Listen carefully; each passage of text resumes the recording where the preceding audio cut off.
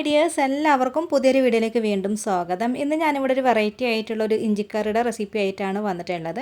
ഇപ്രാവശ്യത്തെ ഓണത്തിന് ഒരു വെറൈറ്റി ഇഞ്ചിക്കറി തന്നെ ആവട്ടെ കേട്ടോ. നല്ല ടേസ്റ്റാണിത് കഴിക്കാനായിട്ട്. ഇതുപോലെ ഇഞ്ചിക്കറി ഉണ്ടാക്കിയിട്ടുണ്ടെങ്കിൽ നമുക്ക് 2-3 മാസം വരെയൊക്കെ ഇത് ഉപയോഗിക്കാനൊക്കെ ആയിട്ട് പറ്റും കേട്ടോ. പെട്ടെന്നൊന്നും ചീത്തയാവില്ല. അപ്പോൾ നമുക്കിത് എങ്ങനെയാണ് തയ്യാറാക്കിയിട്ട് എടുക്കാമെന്ന് നോക്കാം. അപ്പോൾ അതിന് മുന്നേയായിട്ട് നമ്മുടെ ചാനൽ ആദ്യമായിട്ട് കാണുന്നവരൊക്കെ ഉണ്ടെങ്കിൽ ഒന്ന് സബ്സ്ക്രൈബ് ചെയ്യണേ. പിന്നെ വീഡിയോ കണ്ടുകൊണ്ടിരിക്കുന്ന സമയത്ത് ലൈക്ക് ചെയ്യാനും കൂടെ മറക്കരുത് കേട്ടോ. അപ്പോൾ ഇതെങ്ങനെയാണ് ഉണ്ടാക്കിയിട്ട് എടുക്കാമെന്ന് നമുക്ക് നോക്കാം. അപ്പോൾ ഈ ഒരു ഇഞ്ചിക്കറി തയ്യാറാക്കിയിട്ട് എടുക്കാനായിട്ട് ഞാനിവിടെ 50 ഗ്രാം അളവിൽ ഇഞ്ചും 20 ചോള ചെറിയുള്ളിയാണ് എടുത്തിട്ടുള്ളത്. പിന്നെ 2 പച്ചമുളക് കൂടെ എടുത്തിട്ടുണ്ട്. ഇനി ഇതെല്ലാം ഒന്ന് കട്ട് ചെയ്തിട്ട് കൂടെ എടുക്കണം കേട്ടോ. അപ്പോൾ ഞാനിവിടെ ഇതെല്ലാം ഒന്ന് കട്ട് ചെയ്തിട്ട് എടുത്തിട്ടുണ്ട്.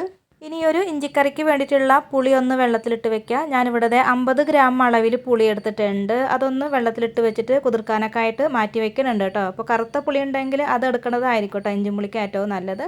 അപ്പോൾ ഇതൊന്ന് മാറ്റി വയ്ക്കാം. നമുക്ക് കുറച്ച് കാര്യങ്ങളൊക്കെ ഒന്ന് ഫ്രൈ ചെയ്തിട്ട് എടുക്കേണ്ടതായിട്ടുണ്ട് കേട്ടോ. അപ്പോൾ ഞാനിവിടെ ഒരു മൺചട്ടി അടുപ്പത്ത് വെച്ച് കൊടുത്തിട്ടുണ്ട്. ഇതിലേക്ക് കുറച്ച് ഓയിലാണ് ഒഴിച്ച് കൊടുത്തിട്ടുള്ളത്.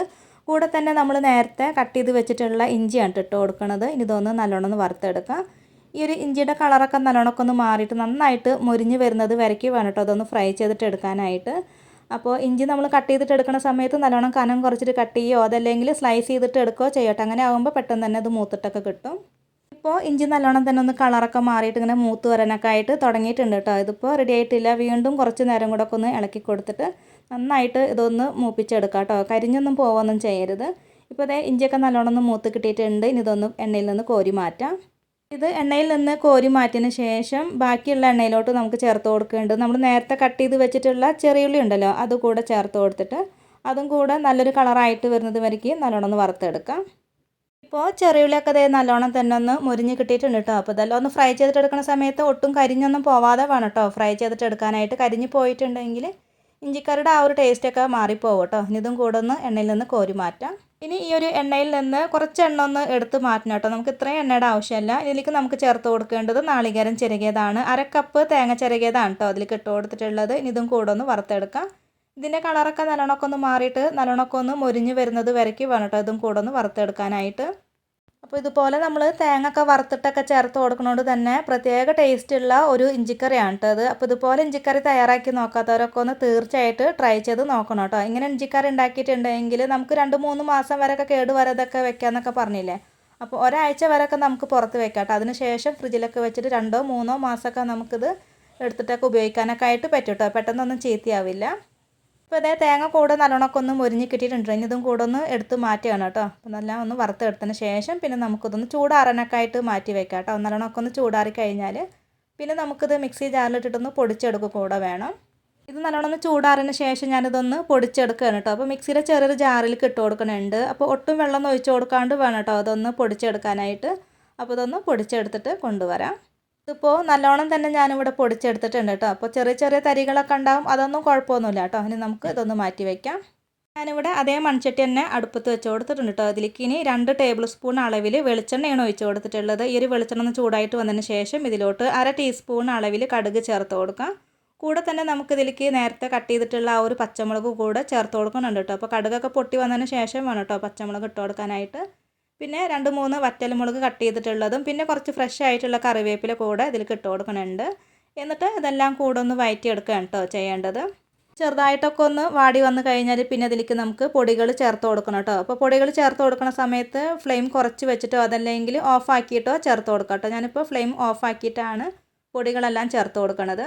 അപ്പോൾ ഫ്ലെയിം ഓഫാക്കിയതിന് ശേഷം ഞാനിതിലേക്ക് 1 ടീസ്പൂൺ അളവിൽ കായത്തിൻ്റെ പൊടിയാണ് ചേർത്ത് കൊടുത്തിട്ടുള്ളത്. പിന്നെ ഒരു 1/2 ടീസ്പൂൺ അളവിൽ ഉലുവ വറുത്ത് പൊടിച്ചതും പിന്നെ ഒരു 1/2 ടീസ്പൂൺ അളവിൽ നല്ല എരിവുള്ള മുളക് പൊടിയാണ് ഇട്ട് കൊടുത്തിട്ടുള്ളത്. പിന്നെ വേണ്ടത് മല്ലിപ്പൊടിയാണ് കേട്ടോ. മല്ലിപ്പൊടി ഞാനിവിടെ ഒരു 2 ടേബിൾ സ്പൂൺ അളവിൽ ഇട്ട് കൊടുത്തിട്ടുണ്ട്. പിന്നെ ഒരു 1/2 ടീസ്പൂൺ അളവിൽ മഞ്ഞൾപ്പൊടി കൂടെ ചേർത്ത് കൊടുക്കുക. എന്നിട്ട് ഇതെല്ലാം കൂടെ ഒന്ന് വഴറ്റിയെടുക്കാം കേട്ടോ. ഫ്ലെയിം ഓണാക്കിയതിന് ശേഷം ഇതൊന്ന് ചൂടാക്കിയിട്ട് എടുക്കാം. പൊടികളുടെ പച്ച സ്മെല്ലൊക്കെ ഉണ്ടാവില്ല, അതൊക്കെ ഒന്ന് പോണ വരയ്ക്ക് നന്നായിട്ട് ഇതുപോലെ ഒന്ന് ഇളക്കി കൊടുത്തിട്ട് ഇതൊന്ന് ചൂടാക്കിയിട്ട് എടുക്കാം. പൊടികളെല്ലാം ചേർത്ത് നല്ലോണം വഴറ്റിയെടുത്ത് കഴിഞ്ഞാൽ പിന്നെ ഇതിലേക്ക് നമ്മൾ നേരത്തെ വറുത്ത് പൊടിച്ചിട്ടുള്ള ആ ഒരു തേങ്ങയുടെയും ഉള്ളിയുടെയും ഇഞ്ചിയുടെ ഒക്കെ ആ ഒരു പൊടി ഉണ്ടല്ലോ അത് കൂടെ ഇതിലേക്ക് ഇട്ട് കൊടുക്കാം. എന്നിട്ട് ഇതെല്ലാം കൂടെ വീണ്ടും ഒന്നും കൂടെ ഒന്ന് വഴറ്റിയെടുക്കാം. നല്ലോണമൊക്കെ ഒന്ന് വഴറ്റിയെടുത്ത് കഴിഞ്ഞാൽ പിന്നെ ഇതിലേക്ക് നമുക്ക് പുളിവെള്ളം ഒഴിച്ച് കൊടുക്കാം. നേരത്തെ എടുത്ത് വെച്ചിട്ടുണ്ടായിരുന്ന ആ ഒരു പുളി നല്ലോണമൊക്കെ ഒന്ന് പിഴിഞ്ഞതിന് ശേഷം ഇതിലേക്ക് ഒഴിച്ച് കൊടുക്കാം കേട്ടോ. എന്നിട്ട് നന്നായിട്ട് ഇതൊന്ന് മിക്സ് ആക്കിയിട്ട് കൊടുക്കാം. അപ്പോൾ ഇതിലേക്ക് ഞാൻ വീണ്ടും കുറച്ചും കൂടെ പച്ചവെള്ളമൊക്കെ ഒഴിച്ച് കൊടുത്തിട്ട് ഒന്ന് ലൂസാക്കിയിട്ടൊക്കെ എടുക്കുന്നുണ്ട് കേട്ടോ. അത് കുറച്ച് നേരമൊക്കെ ഒന്ന് തിളപ്പിച്ചിട്ട് എടുക്കണമല്ലോ.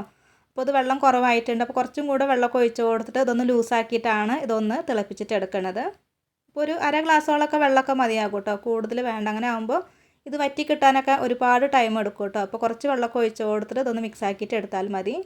ഇതിലോട്ട് നമുക്ക് പാകത്തിനുള്ള ഉപ്പ് ചേർത്ത് കൊടുക്കുക. അപ്പോൾ ഇതുവരെയായിട്ടും ഉപ്പൊന്നും ഇട്ട് കൊടുത്തിട്ടുണ്ടായിരുന്നില്ല കേട്ടോ. അപ്പോൾ കുറച്ച് ഉപ്പൊക്കെ ഇട്ട് കൊടുത്ത് നന്നായിട്ട് ഇതൊന്ന് മിക്സാക്കി കൊടുത്തതിന് ശേഷം പിന്നെ നമുക്കിത് അടച്ച് വെച്ചിട്ട് ഇതൊന്ന് വറ്റിച്ചെടുക്കുക. ഇത് തുറന്ന് വെച്ചിട്ട് ഇങ്ങനെ തിളപ്പിച്ചെടുക്കുകയൊന്നും ചെയ്യണ്ട. അങ്ങനെ ആകുമ്പോൾ ഇത് നല്ലോണം ഇങ്ങനെ തെറിച്ചിട്ട് അടുപ്പൊക്കെ ആകെ നാശമാവും കേട്ടോ. അപ്പോൾ അടച്ച് വെച്ചിട്ട് വേണം ഇതൊന്ന് വറ്റിച്ചിട്ട് എടുക്കാനായിട്ട്. അപ്പോൾ നല്ലോണം തന്നെ തിളച്ചിട്ട് നല്ലൊരു കുറുകിയ പരുവത്തിലായിട്ട് വരാനൊക്കെ ആയിട്ട് തുടങ്ങിയിട്ടുണ്ട് കേട്ടോ. അങ്ങനെ തിക്കായിട്ടൊക്കെ വരാനൊക്കെ ആയിട്ട് തുടങ്ങിയിട്ടുണ്ട്. അപ്പോൾ ഇത് ഇഞ്ചിക്കറിയുടെ ആ ഒരു പരുവത്തിലായി കിട്ടിയിട്ടില്ല കേട്ടോ. വീണ്ടും ഒന്നും കൂടെ നന്നായിട്ടൊക്കെ ഒന്ന് തിക്കായിട്ടൊക്കെ വരണം കേട്ടോ. അപ്പോൾ ഒന്ന് ഇളക്കി കൊടുത്തതിന് ശേഷം അടച്ച് വെച്ചിട്ട് ഇതൊന്ന് വീണ്ടും വറ്റിച്ചിട്ടെടുക്കാം. ഇപ്പോൾ ഇത് നല്ലോണമൊക്കെ ഒന്ന് വറ്റിയിട്ടൊക്കെ ഇങ്ങനെ കുറുകി വന്നിട്ടുണ്ട് കേട്ടോ. അപ്പോൾ ഈ ഒരു പരുവത്തിൽ വേണം കേട്ടോ നമുക്കിത് കിട്ടാനായിട്ട്. അവസാനമായിട്ട് നമുക്കിതിലേക്ക് ചേർത്ത് കൊടുക്കേണ്ടത് ശർക്കരപ്പൊടിയാണ്. നമുക്ക് എത്രത്തോണ്ട് മധുരത്തിലാണോ ഈ ഒരു ഇഞ്ചിക്കറി വേണ്ടത് അതിനൊക്കെ അനുസരിച്ചിട്ടുള്ള ശർക്കരപ്പൊടി ചേർത്ത് കൊടുക്കാം കേട്ടോ. അപ്പോൾ ഞാനിവിടെ ഒരു 2 ടേബിൾ സ്പൂൺ അളവിലാണ് ശർക്കരപ്പൊടി ചേർത്ത് കൊടുക്കുന്നത്. ശർക്കര ഉരുക്കിയതാണെങ്കിലും ഒഴിച്ച് കൊടുക്കാം കേട്ടോ. കുറച്ച് വെള്ളത്തിൽ മാത്രം ശർക്കരയൊക്കെ ഉരുക്കിയിട്ട് അരിച്ചിട്ട് ഒഴിച്ച് കൊടുത്താലും മതി. കൂടുതൽ ഇങ്ങനെ വെള്ളം പോലെയൊക്കെ ആക്കി എടുത്തിട്ടുണ്ടെങ്കിൽ ഇഞ്ചിക്കറി ഇങ്ങനെ ലൂസായി പോകും കേട്ടോ. അപ്പോൾ കുറച്ച് വെള്ളത്തിലൊന്ന് ഉരുക്കിയെടുത്തിട്ട് അരിച്ചിട്ട് ഒഴിച്ച് കൊടുത്താലും മതി. ഞാനിപ്പോൾ ഇവിടെ ശർക്കരപ്പൊടി ചേർത്ത് കൊടുക്കുന്നത് കാരണം ഡയറക്റ്റായിട്ട് അങ്ങനെ ഇട്ട് കൊടുക്കുകയാണ് കേട്ടോ ചെയ്യണത്. ശർക്കരപ്പൊടിയൊക്കെ ചേർത്ത് കൊടുത്തതിന് ശേഷം എല്ലാം കൂടെ ഒന്ന് ഇളക്കി കൊടുത്തിട്ട് വീണ്ടും ഒന്നും കൂടെ തിളപ്പിച്ചിട്ട് എടുക്കാം കേട്ടോ. ഒന്നും കൂടെ ഒന്ന് തിക്കാക്കിയിട്ട് എടുക്കുന്നുണ്ട്. ഇതിപ്പോൾ നല്ലോണം തന്നെ തിളച്ചിട്ട് കറക്റ്റ് പരുവത്തിന് തന്നെ നമുക്ക് ഈ ഒരു ഇഞ്ചിക്കറി കിട്ടിയിട്ടുണ്ട് കേട്ടോ. അപ്പോൾ ഇത്ര മതി. അപ്പോൾ നമ്മുടെ വളരെ ടേസ്റ്റി ആയിട്ടുള്ള ഈ ഒരു ഇഞ്ചിക്കറി ഇവിടെ തയ്യാറായി കഴിഞ്ഞു. ഇതുപോലെ ഉണ്ടാക്കി നോക്കാത്തവരൊക്കെ ഒന്ന് തീർച്ചയായിട്ടും ഉണ്ടാക്കി നോക്കണം കേട്ടോ. എല്ലാവർക്കും ഇഷ്ടമാവും. ഹോസ്റ്റലിലൊക്കെ പഠിക്കണ മക്കൾക്കൊക്കെ കൊടുത്തു വിടാനും പിന്നെ വിദേശത്തേക്കൊക്കെ കൊടുത്തു വിടാനൊക്കെ പറ്റിയിട്ടുള്ള അടിപൊളി ടേസ്റ്റി ആയിട്ടുള്ളൊരു ഇഞ്ചിക്കറിയാണ്. പിന്നെ ഇപ്പോൾ ഓണമൊക്കെ അല്ലേ വരുന്നത്. അപ്പോൾ ഓണത്തിനൊക്കെ സദ്യക്കൊക്കെ വിളമ്പാട്ടോ. നല്ല ടേസ്റ്റാണ്. അപ്പോൾ ഉണ്ടാക്കി നോക്കുക, എന്നിട്ട് അഭിപ്രായങ്ങളൊക്കെ അറിയിക്കുക. ഇന്നത്തെ വീഡിയോ അത്രേ ഉള്ളൂ. എല്ലാവർക്കും ഇഷ്ടമായിട്ടുണ്ട് എന്ന് കരുതുന്നു. ഇതുവരെ വീഡിയോ കണ്ട് സപ്പോർട്ട് ചെയ്ത എല്ലാവർക്കും ഒരുപാട് നന്ദി. നമ്മുടെ ചാനൽ ആദ്യമായിട്ട് കാണുന്നവരൊക്കെ ഉണ്ടെങ്കിൽ ഒന്ന് സബ്സ്ക്രൈബ് ചെയ്യണേ. പിന്നെ ലൈക്ക് ചെയ്യാനും ഷെയർ ചെയ്യാനും കമൻറ്റ് ചെയ്യാനൊന്നും മറക്കരുത്. അപ്പോൾ ഇനി അടുത്ത നല്ലൊരു റെസിപ്പി വീഡിയോ ആയിട്ട് വീണ്ടും കാണാം.